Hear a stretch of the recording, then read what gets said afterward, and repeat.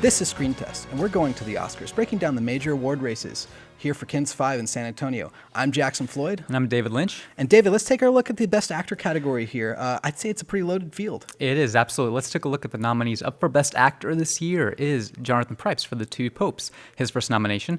Antonio Banderas for Pain and Glory, his first nomination as well. Leonardo Dicaprio for Once Upon a Time in Hollywood. Adam Driver for Marriage Story. And Joaquin Phoenix for Joker. Jonathan Pryce, Antonio Banderas, two veterans, legends, I'd say, in the movie scene here.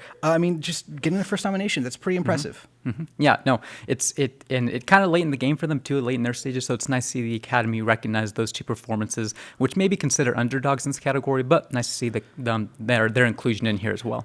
Now, the interesting thing with Best Actor this year is it's absolutely stacked, right, Jackson? I mean, you could make a second category of performances that were just outside on the bubble, left looking in, of that would be nearly as good, if not as good as this one.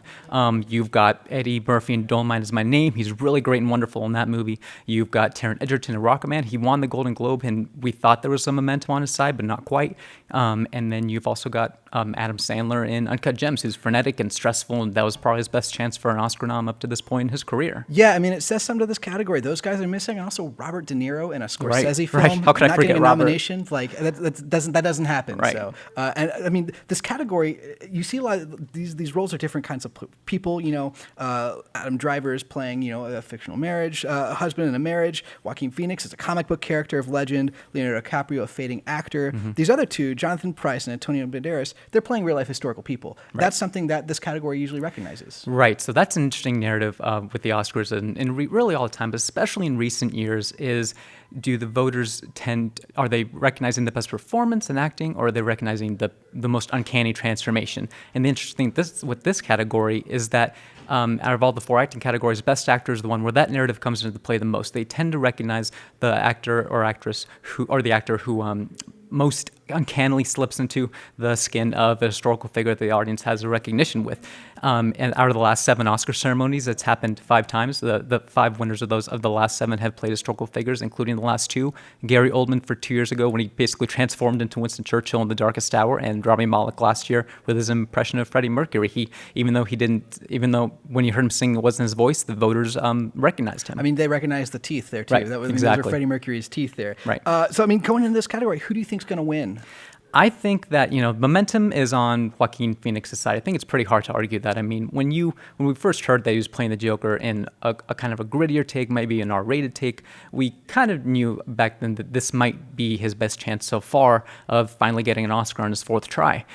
When you think about the momentum that he has on his side. He won the SAG Award. The Screen Actors Guild recognized him. He won the Golden Globe. The Joker made $1 billion at the box office, so it's going to be recognized by the Academy in that way as well. And you can't argue that it's his time to win an Oscar, and it's a different kind of performance that the Academy really leans towards recognizing, which is really flashy and kind of gaunt and morbid, and him just throwing himself into this role. Yeah, I mean, I agree with you. I think this is Joaquin Phoenix's award to win. I mean, that narrative of it's his time plays a lot into these awards across the board in a lot of these categories here. But yeah, you mentioned the performance itself. It's not grotesque. It's more contortionist. Right. The way he transforms his body, the way he holds his body, the mannerisms, the language there, right. Plus the weight that goes in that the character of the Joker. Mm-hmm. We're saying, Pryce and Banderas are the historical figures. I mean, the Joker kind of is a historical figure. It's got the baggage of that, the decades of comic book lore and history, plus the fact that Heath Ledger won this, 12 years ago, 13 years ago, for the same role of the Joker. It's a performance it's the kind of performance they usually tend to recognize there. That being said, who do you think should win the award? As much as I love Joaquin Phoenix, and as much as it's definitely his time, he needs to be recognized at some point for an amazing career. If I had a vote, I think mine would go to Antonio Banderas when he does A Pain and Glory. It's a Spanish language movie, so it's a little bit underseen. I'm really glad that he cracked the top 5 here. If you're going to compare, which I really don't like to use that word, but if you're going to put him up to Joaquin Phoenix, in my mind, the screenplay lets Joaquin Phoenix a little bit down in Joker, in that it makes the performance a little bit one note. Can't do too much with it, but what he does it really well. Yeah. Banderas does a lot more with what he does in Pain and Glory. For those who don't know, it's basically a movie about a filmmaker in the late stages of his career, reflecting on his childhood and his experiences, and kind of looking for something to continue fueling his creative spirit. And what Banderas does is really, It's all from the inside. It's when you think, the more I've thought about it, he doesn't talk a whole lot in the role, and it's a really, really tender performance without kind of demanding the audience's sympathy. Yeah, I mean, and he's got that it's time narrative too. Absolutely. A guy who hasn't been nominated in his 35 plus years acting until this year. Right. I think this is Leonardo DiCaprio's award. I mean, we talk about like legendary performances, great performances given.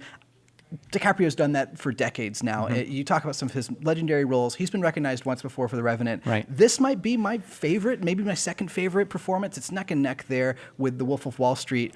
But the character he plays and embodies in such a way, he's bringing all that weight of his legendary status to a guy who's missed his chance as an actor, to be a star. He instead has to settle for a role in the background, if it's on TV, if it's in spaghetti westerns.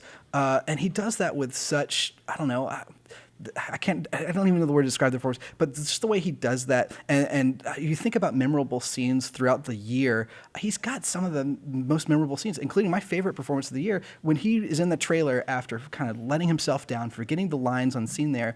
And that's all improv. I mean, Quentin Tarantino gives him the space. A guy who's so particular with what's said on camera from his script, the lines that are said, to give DiCaprio the space to feel out that trailer, to feel out the anger, the self-disgust that the character has in the moment. And he does it with such a hilarious nature. You know, maybe he should have stopped at 4 whiskey sours instead of 8 whiskey sours. And that's just one of the memorable scenes. I mean, Julia Butters, his performance with her, the young girl outside the set of the Western. One of my favorite scenes in the movie. Yeah, just so many standout performances. And that doesn't even get to the end when things go up in flames, if you will. He's asked to do a lot in that movie, and it's kind of interesting because, Once Upon a Time in Hollywood has been a big hit, and it's stayed the course, even though it came out at this point 6-7 months ago. It stayed the course throughout its Oscar campaign.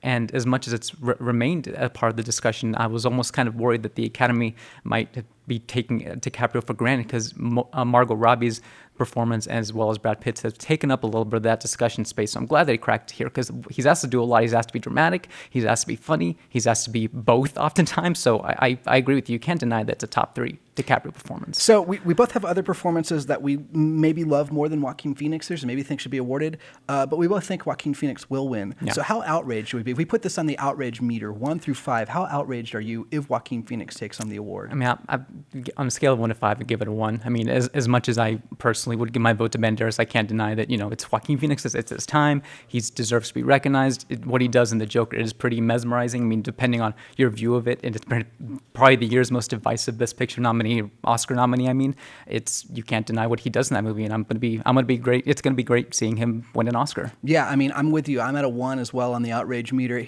Joaquin Phoenix is an actor I've loved, and almost every performance he's given. You talk about as Commodus and Gladiator, Johnny Cash. He's put in these remarkable performances. It would be nice to see him finally awarded for a performance that I really enjoyed. It wasn't my favorite of the year, but it was still a great performance.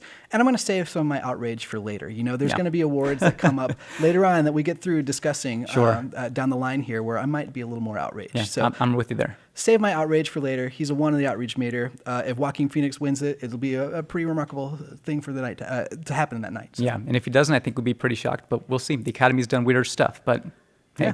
I mean, we'll be discussing some weirder stuff later on down the line here. This is Best Actor. We've got plenty of other categories coming up. Be sure to hit subscribe below there for all your best content, for more content from us. And also be sure to check out kens5.com/screentest for all of David Lynch's movie reviews throughout the last year. He's covered all of these Oscar movies in depth on kens5.com/screentest. Thanks, guys. Thanks for watching. And we'll see you next time.